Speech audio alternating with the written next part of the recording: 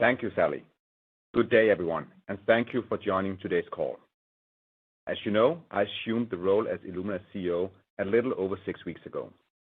It is an honor to lead this company. I joined Illumina after more than a decade at Agilent, where I ran both the Diagnostic and Genomics Group, and more recently, Agilent's largest business, the Life Science and Applied Markets Group. I have long admired Illumina for its role in building the genomics market, and I'm incredibly excited to be here.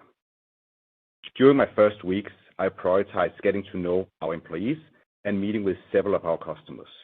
Illumina has a highly capable team, and I have been impressed with their level of passion and commitment to our work. Both our employees and our customers are driven to move genomics forward. Like our team, I'm passionate about genomics and the role that this field can play in healthcare and personalized medicine, particularly in the oncology space. This is a massive opportunity, and Illumina will remain the key player, even as others enter the market. Illumina's infrastructure that we built over 2.5 decades, our compelling offerings that sets the global standard, and our deep commitment to innovation for the future will continue to drive the use of genomics and multiomics around the world. Turning to our third quarter results. In Q3, Illumina delivered revenue of approximately $1.12 billion, flat year over year, or up 1% on a constant currency basis. This was a disappointing result. The macroeconomic environment remains challenging for our industry and for our customers, with customers increasingly cautious and constrained in their purchasing decisions. Despite a lower gross margin year over year, tight management of our operating expenses allowed us to deliver diluted non-GAAP EPS of 33 cents, also approximately flat year over year. While we cannot control external environment, Illumina's management team and I remain focused on supporting our customers and our own operational execution. Part of my comprehensive review of the business includes re-examining our strategic initiatives and our targets for long-term revenue growth and operating margins. We will lay out our new targets for you later next year. A key priority for me is to get clarity on the GRAIL situation. Therefore, I have requested and the board has established a special committee to expedite decisions on GRAIL. Furthermore, we have retained advisors and are preparing for sale and capital markets transactions. We expect to file a Form 10 on a confidential basis with the SEC. Hereafter, we will contact third parties as investment capital sources or as potential purchasers, as our appeals are ongoing. I know there have been questions regarding our appeals. These appeals are not just about GRAIL. They provide Illumina with flexibility for any divestiture of GRAIL and also for future transactions. The appeals will not impact our ability to move swiftly. Make no mistake, I'm here to focus on the core business, which I will talk more about after Joydeep's remarks. Joydeep? Thank you, Jacob. I'll start by reviewing our consolidated financial results, followed by segment results for core Illumina and GRAIL, and then conclude with my remarks on our current outlook for 2023. I will be discussing non-GAAP results, which include stock-based compensation. I encourage you to review the GAAP reconciliation of these non-GAAP measures, which can be found in today's release and in the supplementary data available on our website. As Jacob noted, in the third quarter, consolidated revenue of $1.12 billion was flat year over year and up 1% on a constant currency basis. Consolidated revenue was down 5% from the second quarter of 2023. Although we correctly anticipated a sequential decrease in high-throughput consumables revenue due to the NovaSeq X transition, we placed fewer NovaSeq X instruments than we expected in the quarter as customers' purchase constraints led to lengthened sales cycles. Non-GAAP net income was $52 million, or 33 cents per diluted share, which included dilution from GRAIL's non-GAAP operating loss of $155 million for the quarter. Despite our lower revenue, non-GAAP EPS exceeded our expectations primarily due to continued execution of expense reduction initiatives and a higher gross margin than we forecast.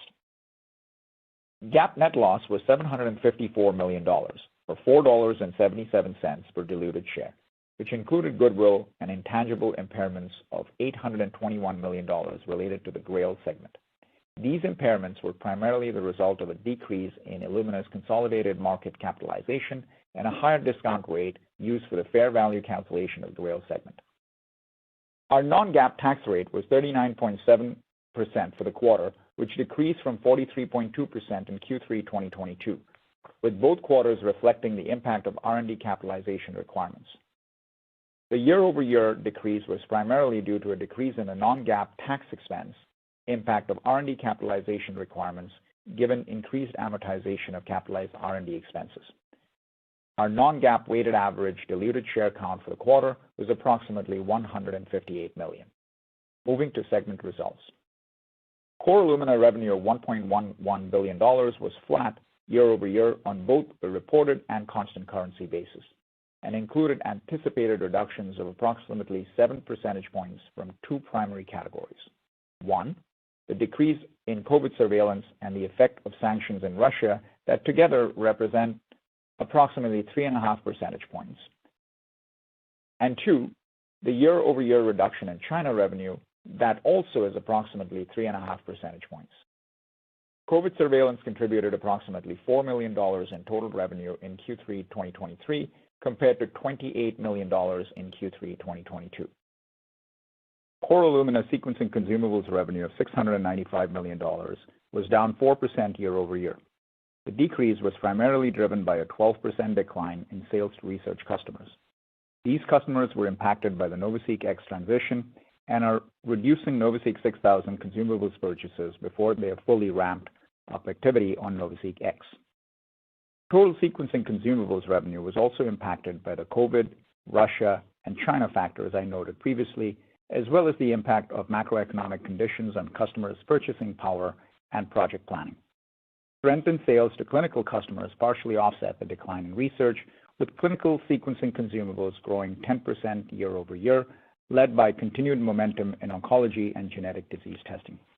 Turning to sequencing activity, total sequencing gigabase output on connected high and mid-throughput instruments grew 5% from Q2 2023 and 29% year-over-year. We are encouraged by the trends we are seeing across both research and clinical high-throughput customers that have a NovaSeq X installed. As expected, these customers show higher overall growth in sequencing output than high-throughput customers that have not yet adopted the NovaSeq X, both on a quarter-over-quarter and a year-over-year basis. As a reminder, we believe this data is a useful reference that shows the general activity trends across our install base and is directionally correlated with revenue over time.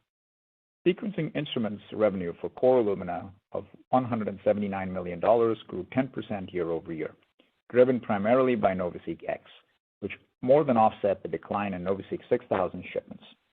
Growth in high-throughput instruments was partially offset by the expected decline in mid-throughput due to increasing capital purchase and cash flow constraints that continue to impact our customers' purchasing behaviors globally, as well as by local competition in China.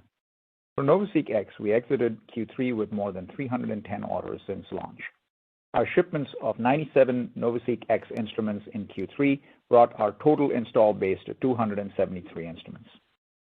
Core Illumina sequencing service and other revenue of $142 million was up 15% year-over-year, driven primarily by higher instrument service contract revenue on a growing install base, as well as an increase in lab services revenue.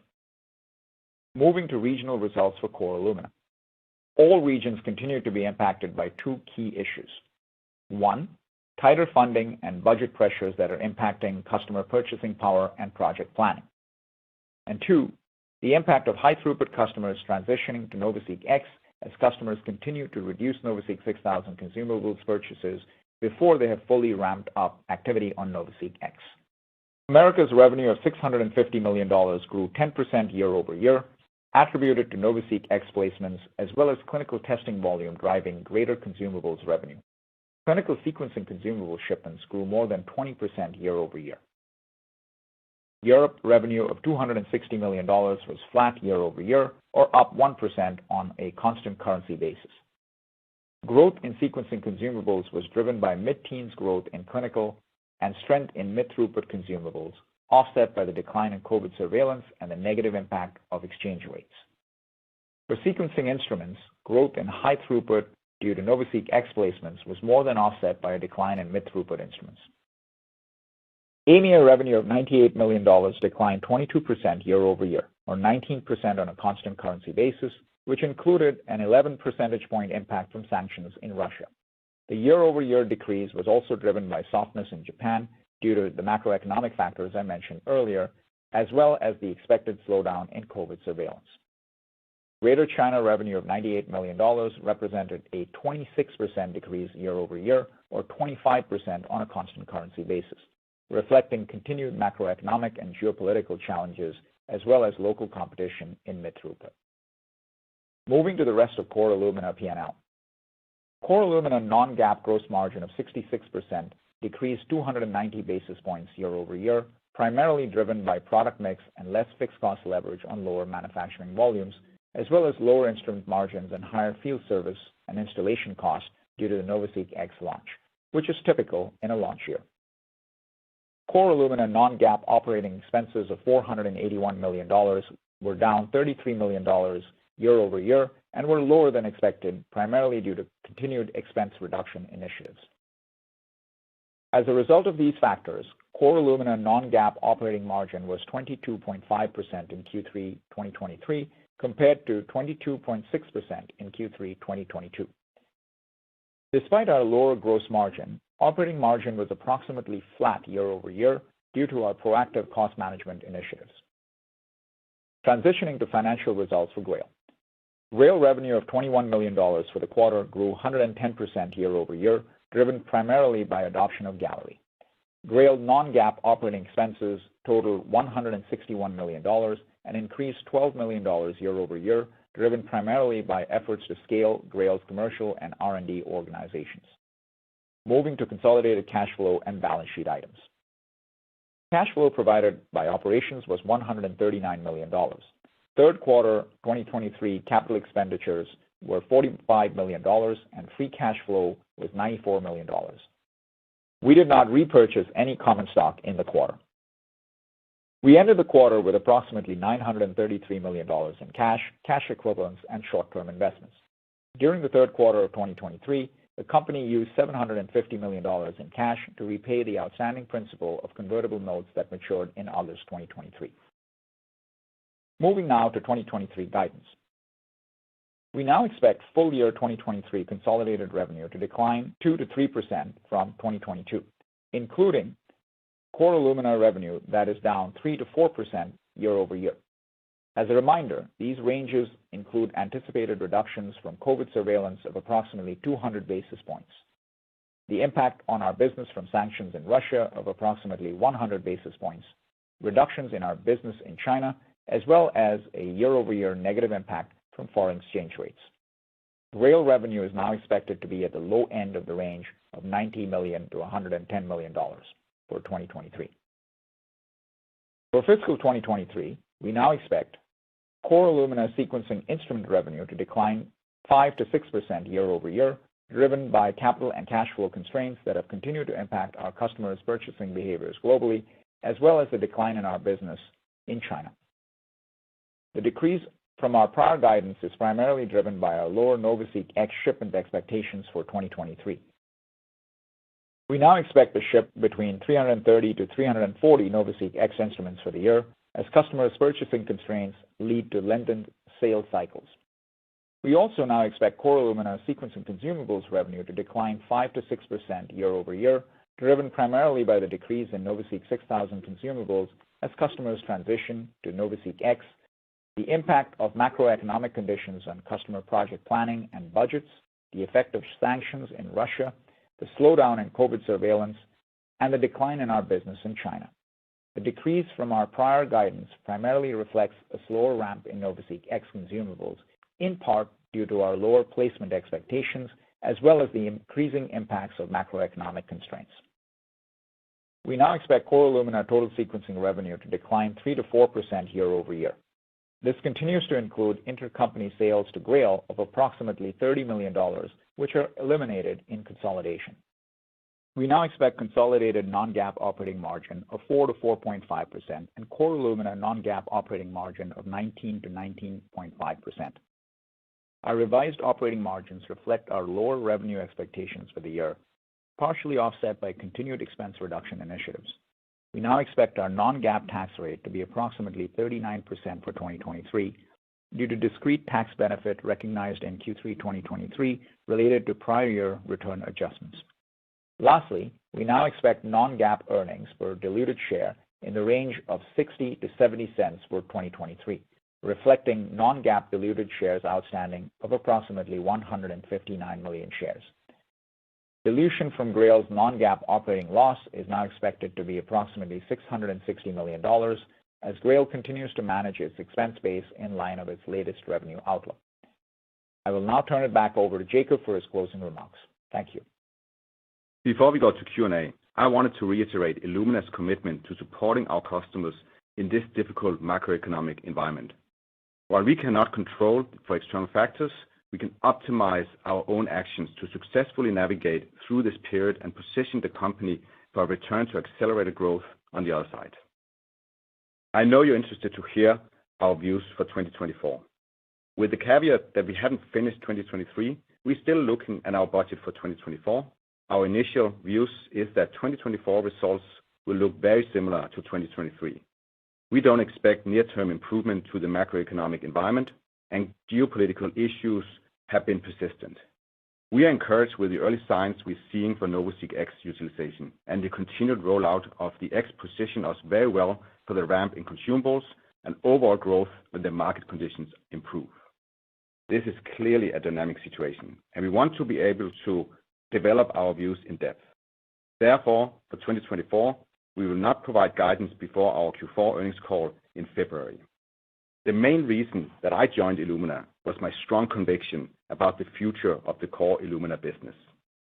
While over the coming months, I'll continue to listen and learn, I would also be focused on several key priorities.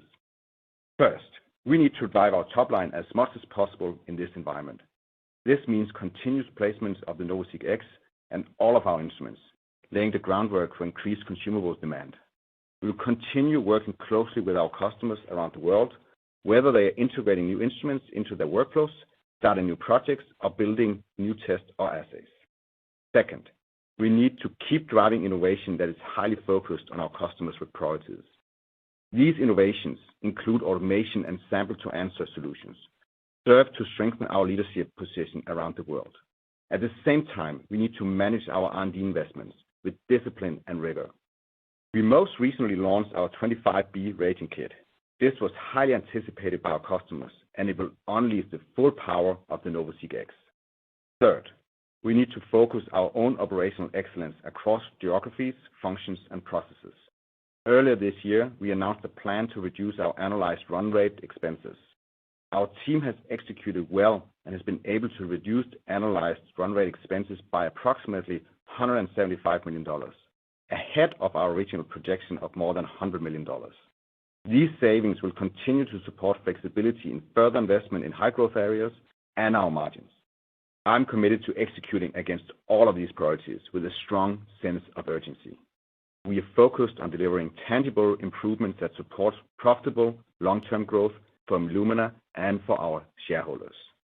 I will now invite the operator to open for the line of Q&A. Thank you. If you would like to signal with questions, please press star 1 on your touch-tone telephone. If you're joining us today using a speakerphone, please make sure your mute function is turned off to allow your signal to reach our equipment. As a reminder, please limit yourself to one question so that we can accommodate as many analysts as possible. You're welcome to re-enter the queue if you have additional questions. Again, that is star 1 if you would like to signal with questions. And our first question comes from Vijay Kumar with Evercore ISI. Hey guys, thanks for taking my question. And Jacob, welcome to Illumina. My maybe one question is on Grail, maybe a two-parter here. I think the EC divestiture order asked for 2.5 years of cash outlay. What does that mean given Grail's current OpEx spending? Is that $1.75 billion of cash outlay? And I think related to that, I saw you announce a special committee. Who is on the special committee? What is the focus for this committee? Is there any more details? And it sounded something different. Just want to understand what is different, what has changed. Yeah, Vijay, thank you very much. And I'm really excited to be here at Illumina. And let me start with your second question, and then I'll have Joydeep step in also on talking about the what those 2.5 years means. But as I discussed here, coming into the company, I felt it was very important to get clarity on Grail, and it was very important for me to have the support for the board and to make swift decisions to move forward. And thereby, we started a special committee with 3 of the board members, including, and then besides me, that is the chairing of that committee, so I have 3 board members and plus me, that will work with the management team to really walk through all the elements around the divestiture order to make sure we can make some fast decisions. We need to make decisions which path we're going to follow. Is it going to be a trade sale, the spin, the split, with or without a sponsor? And of course, there's a lot of considerations related to that. So that's really what the special committee is helping me and the rest of the management team to do. Joydeep? Yeah, Vijay. Hey, so on the in the 2.5 years of cash support or to Grail, we're still working with the European Commission on exactly what that means in terms of a numerical number. So I'm not at liberty to disclose those details. We will come back with that once we have alignment. But I think, as Jacob alluded to, right, this is not something that we have to provide all on our own, right? We have several options now that we have worked with the EC to come out with to have a divestiture order that is in line with our expectations of flexibility. To use, even in the case of a spin or a split decision, we can get in a sponsor that can support all or part of the requirement for the 2.5 years of cash support, or we can go to the markets and raise that money as well, right? So stay tuned on that one. And our next question will come from Dan Brennan with TD Cowen. Hey, thanks. Thanks for taking the questions here, Jacob. Welcome. Maybe just I'll ask one. Obviously, it's all we have, but maybe a couple of parter. So maybe Jacob. Obviously, you left a great job at Agilent before coming here, and certainly we'll be interested to get your view on the growth rate and outlook for Illumina when you're ready to give that. But I'd be interested to get your view on kind of the overall NGS market and taking the job, like thoughts on what type of growth characteristics you think are reasonable in that market, because given the price cuts, there's just a lot of question on demand elasticity. So I guess first one is on the NGS overall market, if you had a view there. And then B, I just had a question on the X specifically. I understand, obviously you guys are lowering the placement number given customer constraints, but can you give any color on the orders or the backlog that you have as of right now? And then the final part would just be on guidance. Illumina's had, a series of kind of guidance reductions. A lot of peers are facing the same issue, but you guys have had a, more elongated period of this. So I'm just wondering kind of what changes can be made in order to hopefully, better set guidance so that, the risk of these reductions is eliminated going forward. Thanks. No, thanks, Dan. And I think I will have Joydeep also jumping in on some of those elements here. But let me just start by coming here into Illumina and my observation both from when I was outside Illumina but also coming in. I think that the core business has a tremendous opportunity. I think there's a lot of opportunities in the NGS markets, and I think we are definitely through a tough period right now. I think the whole life science tools industry is seeing it, and certainly here at Illumina, we're not immune for that. But the growth rates, even though I will spend time here over the next period of time still learning the business and really understand the organization. So at this point of time, I don't have a final opinion about what I think is the right growth rates for the business and what we're committing to. But I will certainly come back later in 24 and share all of that with you when I'm ready for it.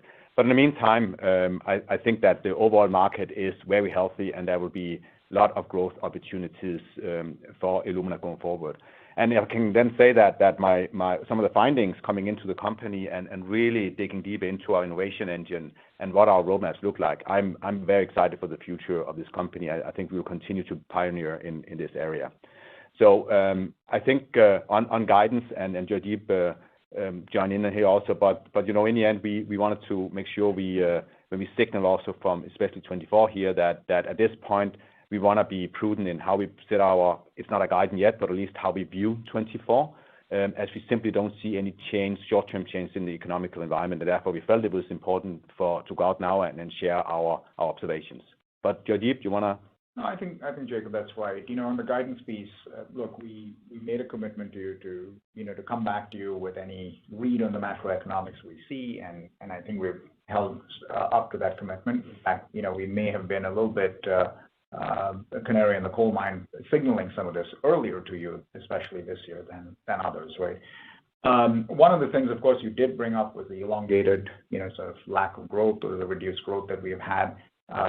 That is true. I think, part of what hit us at the same time as the macroeconomics going down is a major transition on our platform, which has hit us as customers move from the 6,000 to the X. There's a gap between when they burn down some of their inventory on the X and then, wait to fully ramp up on the X. So you will see that, balance out over time. We don't have any doubts on that. And then, on the X, I want to reemphasize, and I think you will have seen this from your channel checks as well.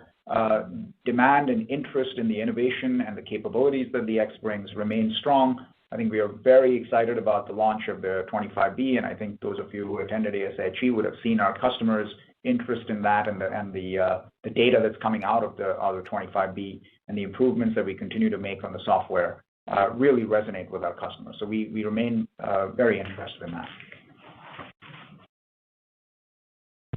And our next question will come from Puneet Souda with Leerink Partners. Yeah. Hi, Jacob. Good to have you on board here. If I could ask sort of two-part question, with the 25B launch, can you talk a little bit about how, and maybe Joydeep can chime in and talk about how the transformation is going to be sort of over the next couple of months. You obviously get a price uptick with the 25B, but not all customers are going to be able to, essentially fill up that flow cell. So there's going to be a bit of an ebb and flow. So maybe if you could talk a little bit about that, at least qualitatively in the near term. And then a bigger competition question. Jacob, you've seen the LCMS business and other businesses in China. What do you imagine for China, for Illumina with, one of the bigger competitors over there? How do you see Illumina's position in China, longer term? And if I may just ask on, again, on competition, one of your diagnostic customers, NIPT and MRD customer, pointed out that they're validating different platforms. So again, what's your view on competition? Thank you. No, thank you very much, Puneet. And again, I'm very pleased to be here. Let me start with the China question. As you're right, I have certainly some experience of running businesses in China. I'm very familiar with the China itself and how to operate businesses there. So what is of course more unique for Illumina than some of the other life science tools companies is that Illumina has a Chinese competitor that have at least good enough sequencing capabilities here. But China continues to be an extremely important country for us, and we are right now working through an in China for China strategy to really be much better positioned in China going forward. And we are committing to China, and I think we can actually do really well in China. Many of our customers in China prefer to work with Illumina for what we stand for, both quality, but also that we are the number one brand out there. So we will continue to be very strong in China. Generally speaking, on competition, yes, you're right. I mean, there are competition out there. As you also know, I'm very familiar with being in a very competitive environment, and I think that with what Illumina has, which I think will serve us extremely well, is that we have a very strong brand. We have a very strong installed base.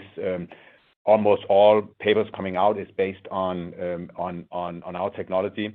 And also, of course, what I see internally with the roadmap we have for the pipeline of new products coming out, our innovation capabilities will continue to position us very extremely competitive in this environment. But of course, I understand and I'm fully aware that we will be in a very competitive situation forward. And in the end, I think that just keeps us really focused on our customers, and we'll do our best for our customers. So I'm here. I'm ready to fight for it. Yeah, maybe I'll tag on there. Let me start with the competition. We obviously, as Jacob said, take it seriously, but also monitor it very, very carefully across the globe through what we're seeing out in the field. So I will say, outside of China, we have seen the competition and share have been what we had expected, right? Obviously, with new market entrants, you will see a little bit of a decline in share, but it has been outside of China very much according to expectations. On the 25B, Puneet, so let me start by saying what we have seen, and this is early indicators, that when we look at sequencing activity growth, and we measured it by gigabase, we are seeing that customers who have adopted the X have seen a faster growth rate in output and sequencing output than customers who have not adopted the X, right? So this is an encouraging sign that X is actually spurring more sequencing activity at these customers. And again, it's still very early days. They're ramping up. They're validating fully on their particular workflows. For 25B, I think you're right. It will spur even more capacity and experiments. We've heard customers that want to run very large single-cell experiments, for example, be very excited about this 25B and the capabilities that it brings. So we expect that to play out. I think when you get into the dynamics of whether you're running full flow cells or not, there is a very complex interaction of things that will lead to higher prices per gigabase until you fully load your flow cells. So we can get into that offline, but we do expect those dynamics to be very similar to what you saw when you brought on NovaSeq 6000 and some of the other S4 flow cells, et cetera. But I think also, Jaideep, on just to finish on the opportunity areas that we have seen, at least the customers I've met here also in the clinical space, are very excited with the new flow cell as this opens up for new assays, new products offering that they haven't had before. So while it will take them a little while, of course, to validate and get up and running, we see many of them right now are rushing to be first to market with this. And our next question will come from Dan Arias with Stifel. Yeah, hi guys. Thanks for the question here. Jacob, just to follow up on the special committee that will look at Grail, what's the general timeline that they're expected to be on with respect to reaching a decision? And then can you update us on when the Grail team is expecting to see a readout for the NHS Gallery study at this point? Thanks. Yeah, so I can tell you that we are working as quickly as we can under the framework to look at the options here, and I can tell you I'm as frustrated as all of you, and I look forward to get this behind us. So we are working on very tight timelines. At this point, I don't want to commit to anything because I want to make sure that I can deliver on my commitments on any timeline here. So, by the way, I also want to share with you that this morning we got the feedback from the ECJ that they have now put in a date for the hearing, oral hearing, which would be mid-December. So it's good news in the way that things now are moving forward. And just on that the appeals are important to us, obviously for the reason of Grail, but probably as important for ensuring that we have the flexibility for future transactions that we will look into. And obviously also we can get rid of the fine and so on. So that's why the appeals continues to be important. NHS Grail readout timing, I think, that's, as Grail had stated before, that's the final expectation on that is some point in 2024, and they will have a early readout as well, or a preliminary readout before that. And we have a question from Michael Ryskin with Bank of America. Great. Thanks for taking the question, and welcome aboard. I guess I want to follow up on the earlier question about sort of underlying demand in the market and what gives you confidence in some of the longer-term view. And I guess I'll phrase it in terms of your update to the guide here in the third quarter. I mean, you're citing some of the same macro headwinds that others are in terms of what's going on in China, in terms of broader funding concerns and budget tightness. And you're saying that that's sort of weighing on consumables purchases. But at the same time, you're not getting the switch over to the Nova X, because if you're looking at the order book, the orders have barely grown between 2Q and 3Q. You went from 260 to 310. So orders were up 50 units in the quarter, and you placed 97. So it's not like there's a ton of demand growing for Nova X, and yet the Nova 6000 consumable seems to be really slowing. So I'm just trying to reconcile that. I mean, if people aren't sequencing on the Nova 6000 because they're gearing up for the Nova X, then you would at least see those orders grow. So how can you confidently state that some of this is that transition between instruments and not just less underlying demand in the market? Yeah, so let me just start again, address that we do see the demand in the market space. We also mentioned this overall, that we see more gigabase growth rates. So we see definitely there's a lot of activities out there. And again, there's no doubt that the long-term perspective in this market is very healthy. I think what you're seeing is that we're running through a very challenging environment that everybody else is seeing. And I think everybody also last year when they were providing guidance, they were probably optimistic that things will swing back in the second half, and everybody got surprised, or at least that it didn't. So therefore, we are right now a little more prudent in how we look out in the future. So I think that's one element to it. But if you look into the specifics, I think Joydeep can provide a little more insights. Yeah. So I think there's a couple of things when we look at why is it further the slowdown is further impacted by the transition, right? So definitely, Michael, there is an element of the overall macro slowdown. But two things I will tell you about the transition, right? So we look very carefully at high throughput customers that have purchased the X versus those that have not purchased an X, and we see definitely that the 6K consumables slowdown is much more pronounced to these customers that have bought the X, right? So that gives us a very good control mechanism of isolating the impact of transition versus the broader macroeconomic trends.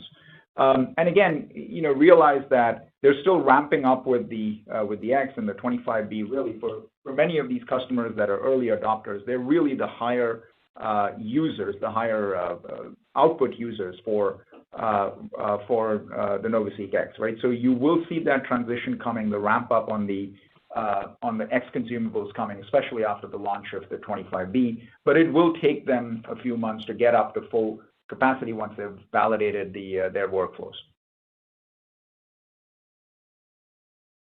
And our next question will come from Tejas Savant with Morgan Stanley. Hey guys, good evening, and Jacob, welcome to Illumina. I had a couple of questions for you here. Starting on the Grail side of things, looks like you're expecting this ECJ decision in mid-24. So can you just walk us through the implications of that in terms of what the committee can really do ahead of that time frame? And then beyond the ongoing sort of court cases and figuring out if, when, and how to divest this asset, how are you thinking about monetizing the data value that's embedded within Grail? Is that an active discussion that's being had at the board level within this committee as well? And the final part of my question really is a broader one on core Illumina. Where are you in terms of the key leadership roles? Are those do you feel like you have a settled team yet, or could we see some sort of significant changes in the months ahead? Thank you.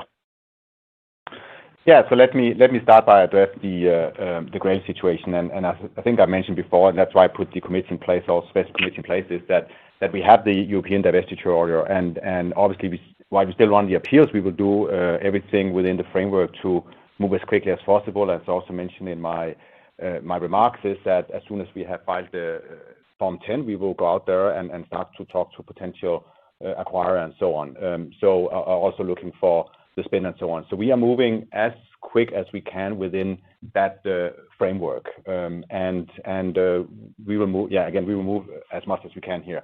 So there's really nothing that holds us back from the appeals. Really runs in parallel. So there's nothing that prevents us from moving as quick as we can within that. So I think that's on that. If you look at the monetization of Grail, I don't know, Joydeep, do you have any thinking about that?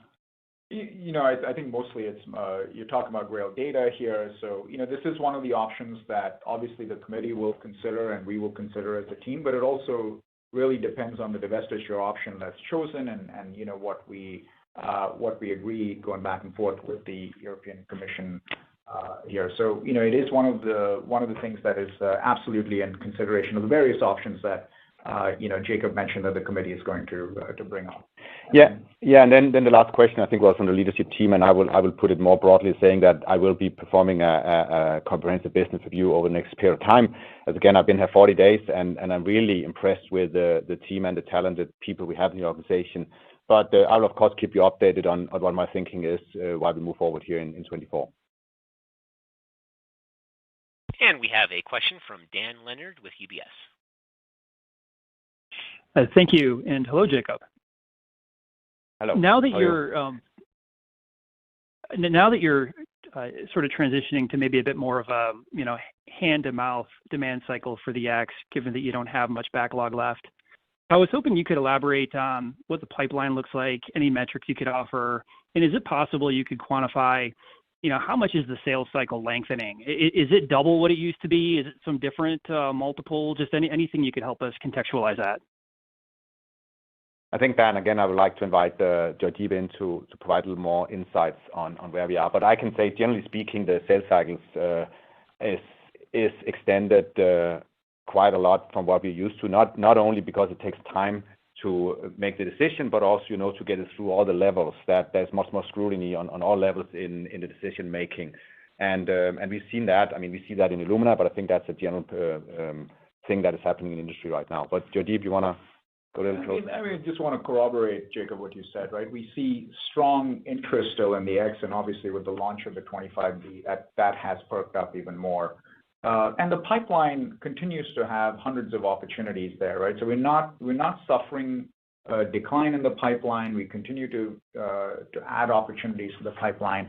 What has been, because of the macroeconomic situation, a little bit more challenging for us is converting that pipeline into orders as quickly as we had imagined, right? So that is the lengthening of the sales cycle that you talked about, and we expect that will continue for us and for others for a little bit of time into the future here, right? Till macroeconomic conditions return. But there's no doubt that it's not that the demand is shifting to some other technology or some other instrument. It is still very much centered on the X, and we still continue to have conversations with our customers to get them there. And once they have bought it, to really ramp them up and get them ramped up as quickly as possible so that they can pull through the consumables as quickly as possible. Yeah, and again, I mean, as Joydeep was saying, we have a healthy pipeline, and just as an evidence that this is moving, we just here over the last few days we received a 10 order or 10 pieces, or was it 10 instrument order on our X, so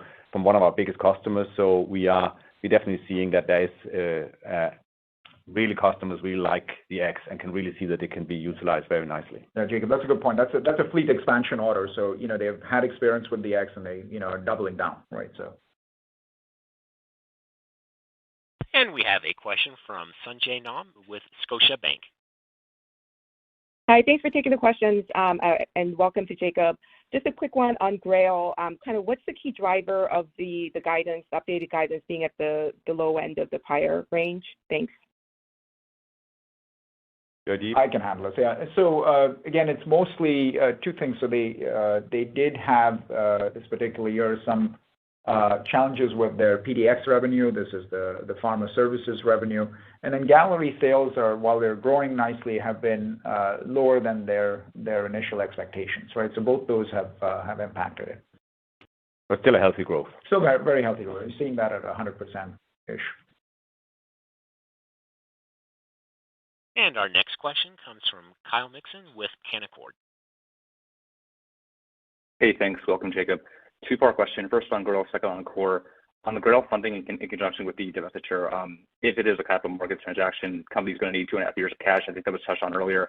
You could provide that via equity raise or debt issuance. Could you just walk through what your exact options are to produce that capital if you don't do a equity or debt offering? And then on the core business, you guys mentioned the initial view on 2024 is that it'll look similar to 2023.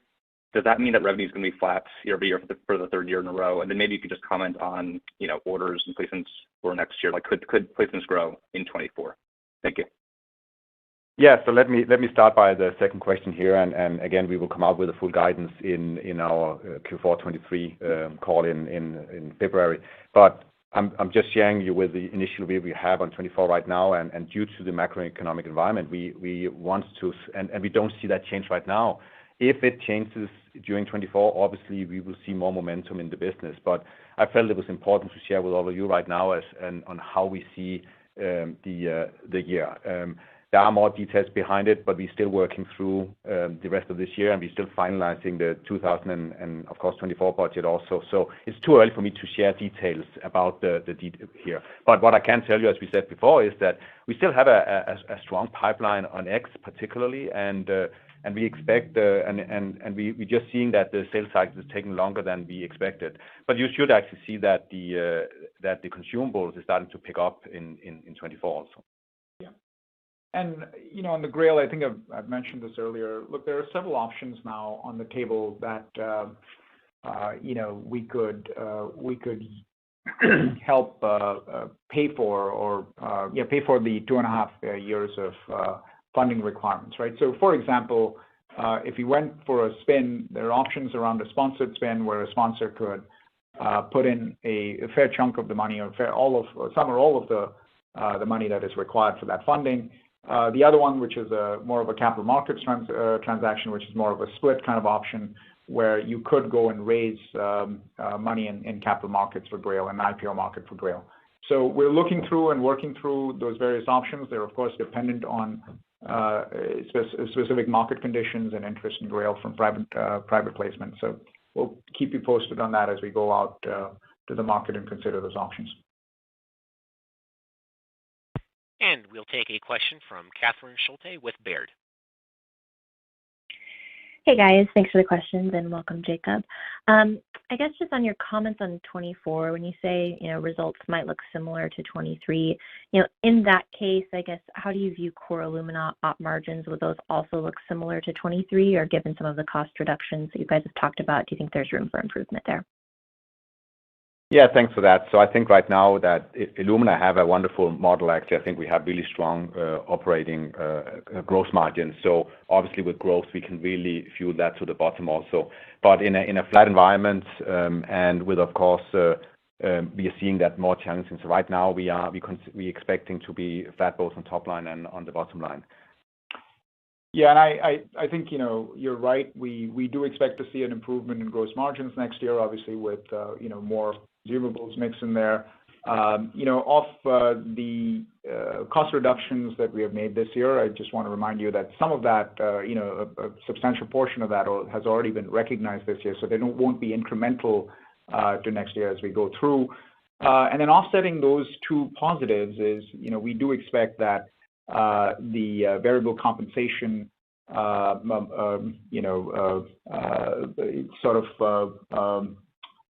rationalization and year-on-year comp on that will eat away into that goodness that you've had, and coupled with merit increases and inflation, right? So, and again, we did not pay executives the stock-based compensation and variable compensation this year, as our performance has not been up to par. So we do expect that will come back into next year as we correct some of that. But I think on that, everything I see here, as I mentioned, also the gross margins are strong in the company, but there's a lot we can do to continue to improve that. So I don't see anything that is for me at least coming in here, see there's any difference in the thesis about Illumina going back to what has been historical margins. And we'll work on that. I think historically the logic has been this will come through growth, and clearly we need growth to drive some of that, but we will also really focus on operational excellence to build that going forward. And our next question comes from Connor McNamara with RBC Capital Markets. Hi guys, thanks for taking the question, and Jacob, welcome to San Diego.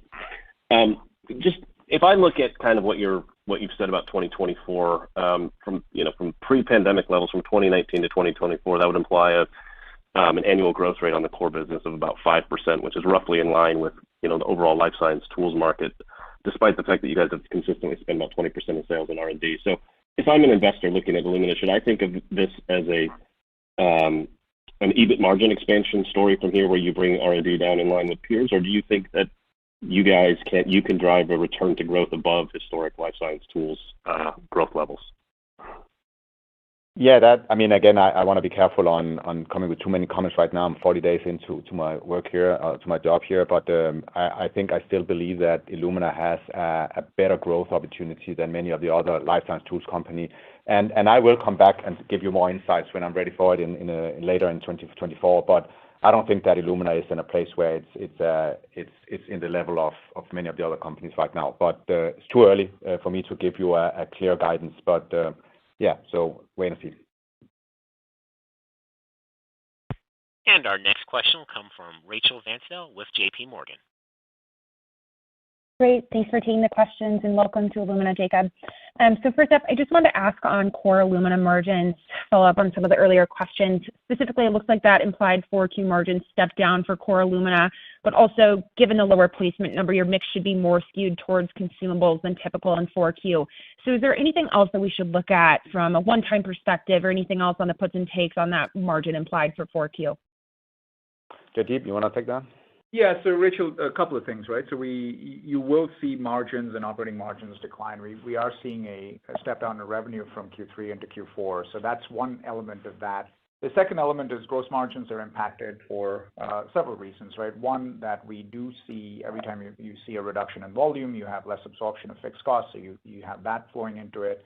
The second piece is around, yes, we are seeing some shift from instruments into consumables, but we are seeing a reduction because of the transition effects of NovaSeq 6000 consumables, which are highly profitable, and so you're seeing a little bit of gross margin decline because of that. And then the third is we have some components of strategic deal revenue that we have coming in Q4 versus Q3, and that is also pulling down our gross margin. So those three components are really what are impacting the gross margin component. And then the operating margin side, I think we obviously are getting some of the benefits of the cost action that we saw, but we did have some movement of R&D specific timing investments that moved from Q3 into Q4. So that is taking up our Q4 operating expense a little bit compared to what we had in Q3.